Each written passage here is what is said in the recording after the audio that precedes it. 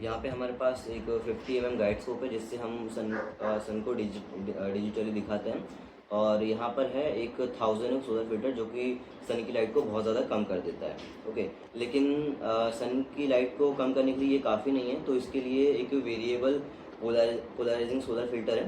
तो इसमें जो डेंसिटी वो कम ज़्यादा हो सकती है, तो इससे हम इसको सेट कर सकते हैं। और इसके बाद ये हमारा ब्रेसर कैमरा है जिसकी मदद से हम जो है इमेज को दिखाते हैं।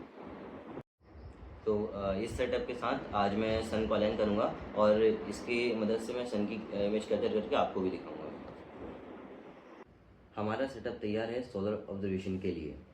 हमने दोनों फिल्टर और कैमरे लगाकर टेलीस्कोप को प्लैंक माउंट पर लगा दिया है। यह फिल्टर हम आज पहली बार इस्तेमाल कर रहे हैं। यह है आज की सोलर फोटोग्राफी सनस्पॉट नंबर 4432, 4433, 4435 और 4436 दिखाई दे रहे हैं। Thank you.